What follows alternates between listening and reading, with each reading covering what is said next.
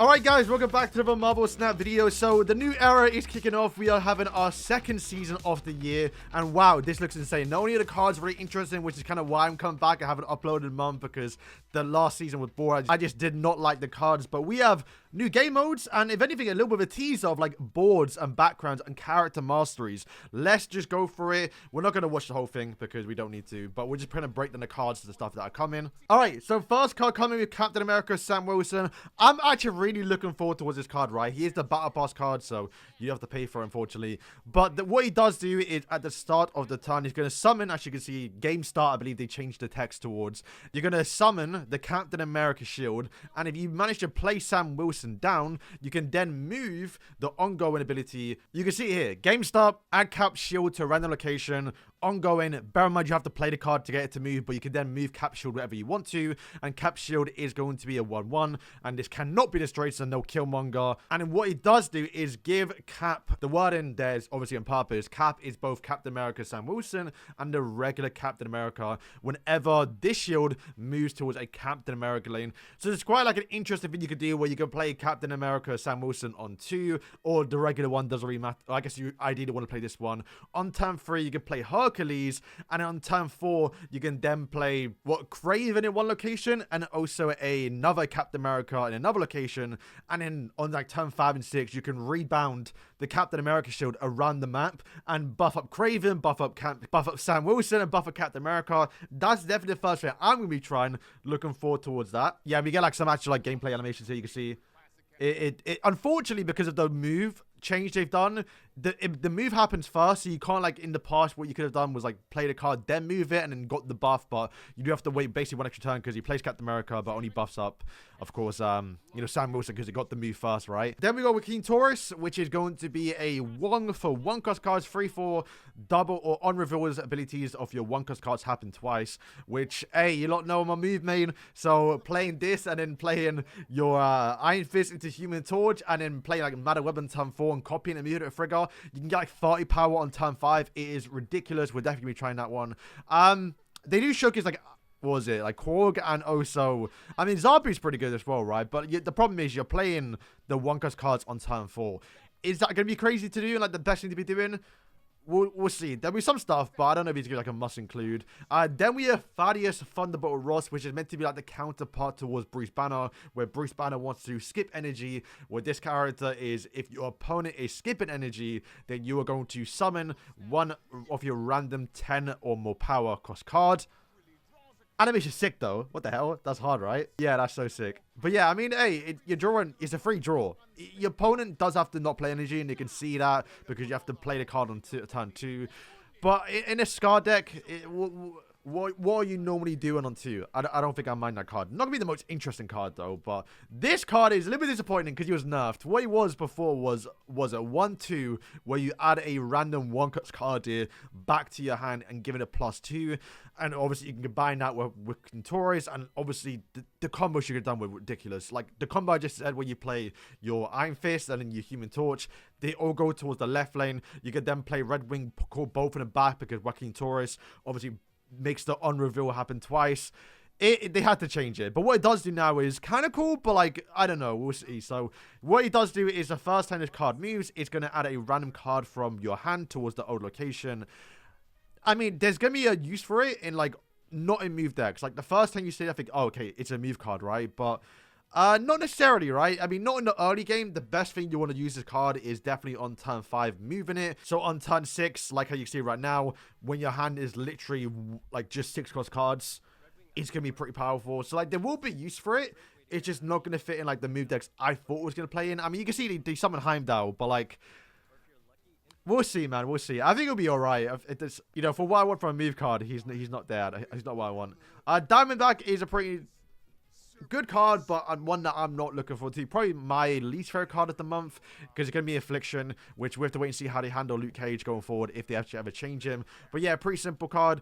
Ongoing enemies with minus power are all just negative power are going to then get afflicted with 2 more minus power. All right, then this is the exciting part. We have a new game mode, which is one sick in itself, but also the background change. If anything, that's kind of teasing what was said, I think, during the developer notes a while ago now, saying board actual stuff are coming out 2025. So this is probably like the first step. Even though it is a new game mode and you can't get that outside of it, this is definitely stuff to experiment with. So this is looking good for the year, but let's actually watch what he say, because I've heard it, but let's see the explanation. You're gonna love it, Emo Ben. It's this limited time game mode called Sanctum Showdown.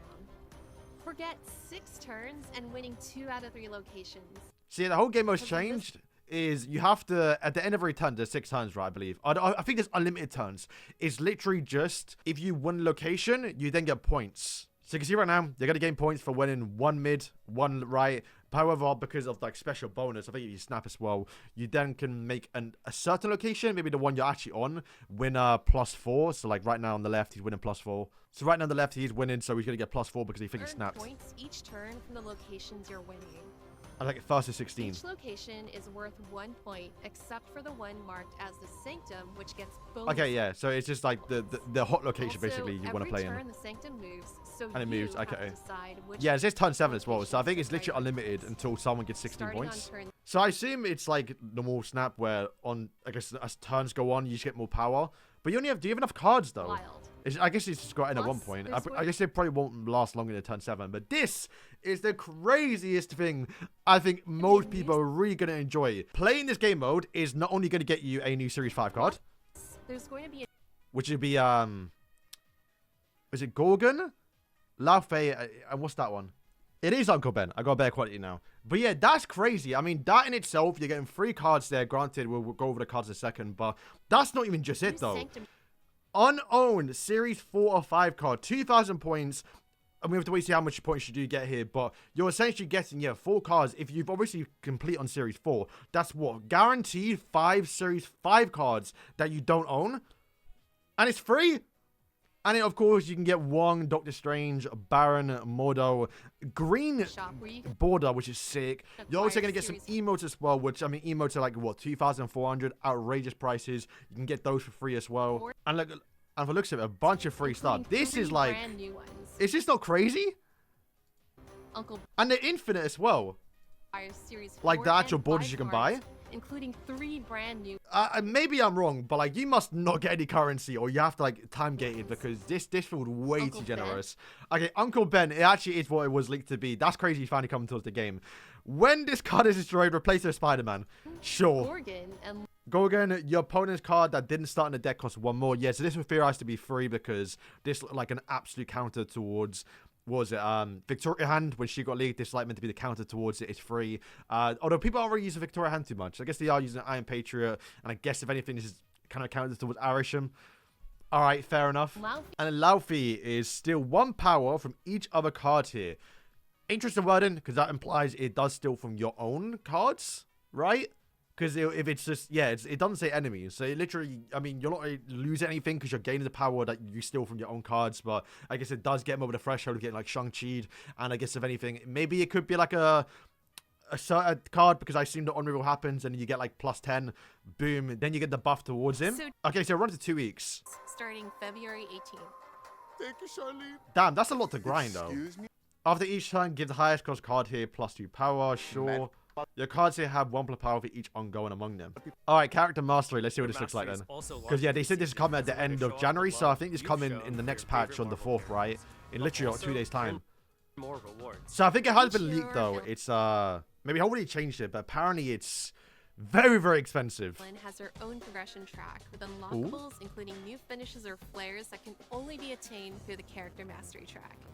Oh, okay, that's sick. Reach level 30 for a character, is it for everyone, though? A unique character reaction set, and because that means every single character has to get that reaction. That sounds great. And as always, don't forget, I know the word leaked quite a lot, so maybe that's true. Alright, Spotlight. So, from the looks of it, nothing has changed. Which, do they need to change? I would have liked Nebula to not be there in this one here. But this is like the thing that like the first, second time Blinks returns is going to be a good pick up for that one. Joaquin Torres, Makari, and Namora. Good pickup. I think people are going to like that one. Redwing's like the only bad one for me, because if you buy the battle pass, you've already gotten these cards. So that might be a skip. And then also Diamondback is pretty stinky as well, so I'll be definitely skipping that one. But I do want Redwing. The Baron's emo, at least, actual variant's pretty sick. I mean, yeah, guys, this is, like, just crazy, right? Like, you're getting 3 guaranteed cards there. You summon them, right? So it's random when you actually spend the currency. Open a portal and summon a new card. I mean, hey, it's 1 in 3, but it's pretty weird to have, like, that gacha mechanic a little bit. But, hey, we'll take it, right, because it's a free card. And, yeah, the fact that you get... I mean, I need to check what I'm missing because... I mean, granted, I do think they're going to be weighted more towards Series 4, so you are more likely to get Series 4 cards. I imagine it's literally just the exact same mechanics as how it is in the Spotlight caches, so you're more likely to be getting Series 4 cards. But I will say, personally, I've been lucky. I've been getting... I mean, granted, they've been duplicates, but I have been getting more Series 5 cards on my duplicates than Series 4. But yeah, man, I'm looking forward to the season. This is going to be a sick. Everyone's saying it is the new era of Marvel Snap, but it does look like it. This is... I mean, the fact that this is even an option, right, unowned. Before, it would have been just a Series 4 or 5. And pretty fair, you probably wouldn't even have done it. Maybe even one time. But the fact it's for them and it's unowned. This is sick. Guys, thank you for watching. Let me know if you're excited. I definitely am. Definitely going to be getting back in the swing of things of uploading on this channel again. Because it actually might be a good time to play Marvel Snap. So, guys, thank you for watching. And, yeah, peace.